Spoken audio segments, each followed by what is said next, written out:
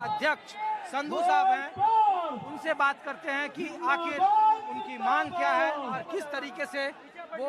भाई साहब, एक सवाल पूछा जा रहा है कि ओल्ड पेंशन स्कीम 2003 में खत्म कर दी गई, 2004 से लागू कर दिया गया। आरबीआई के गवर्नर कह रहे हैं कि 2042 तक सरकार का दिवालिया हो जाएगा अगर ओल्ड पेंशन स्कीम को हमने लागू किया तो।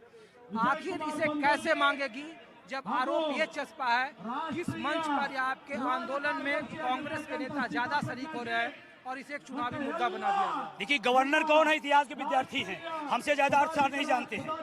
इतिहास के विद्यार्थी अर्थशास्त्र पढ़ाएगा हमको? हमारे साथ बैठ जाए गवर्नर साहब, खुद पेंशन लेते हैं और हमारे लिए भत्ता बढ़ जाएगा। वो वेतन लेते हैं, भत्ता लेते हैं, अपना छोड़ दे। आरबीआई के गवर्नर कहे मैं पेंशन छोड़ रहा हूँ, आप भी छोड़ो, तब हम बात सुनने को तैयार है। आप पेंशन लोगे और हमको शिक्षा दोगे, नहीं चलेगा। ये गवर्नर का अर्थशास्त्र नहीं हो, इतिहास का विद्यार्थी है, वो क्या जानेगा अर्थशास्त्र? दूसरी बात, ये भीड़ आप देख रहे हैं, ये भीड़ हमने किराए पर नहीं लाई है। यहाँ लोग स्वतः अपने से आए हैं, अपने बुढ़ापे की लाठी, अपने पेट के लिए।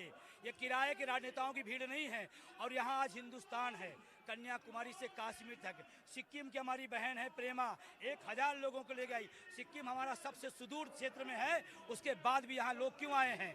इसलिए आए हैं गोल्ड पेंशन दो।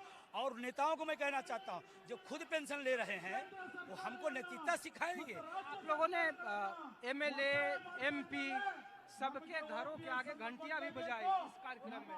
तो सवाल है, उनका क्या समर्थन है? सिर्फ ये कांग्रेस तक सिमट कर रह गया या गैर बीजेपी शासित? देखिए, ये कांग्रेस और बीजेपी का सवाल नहीं है, ये हमारे सामाजिक सुरक्षा का सवाल है। और हम अपनी हक की आवाज उठाएंगे। जो मेरा समर्थन करेगा हम धन्यवाद दूंगा, हम स्वागत करूंगा। हम तो कहते प्रधानमंत्री जी आज आ जाते।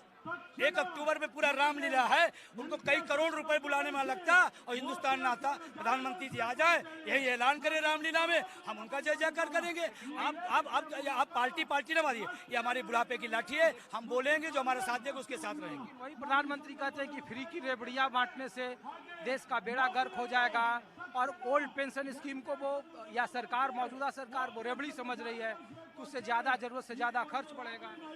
सांसद वेतन लेता है, रेवड़ी है, पेंशन लेता है, रेवड़ी है।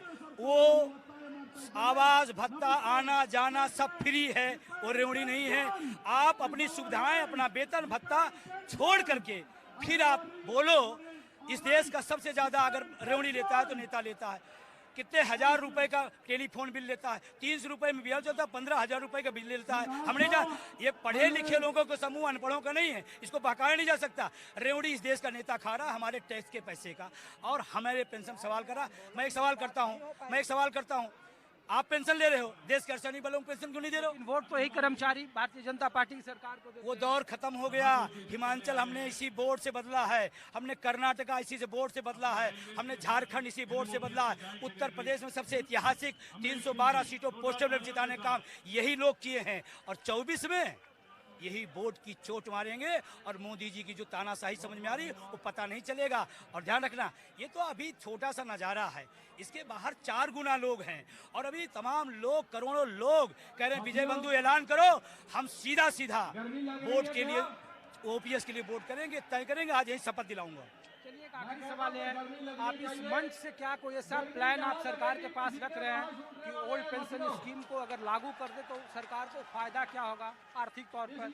ये भी तो जिम्मेदारी। देखिए, मैं बता दूं आपको, पुरानी पेंशन व्यवस्था से आर्थिक भार नहीं पड़ेगा, बिल्कुल नहीं पड़ेगा। और जो लोग बताते हैं उनसे एक सवाल किया करिएगा, 10% हमारा करता है, 14%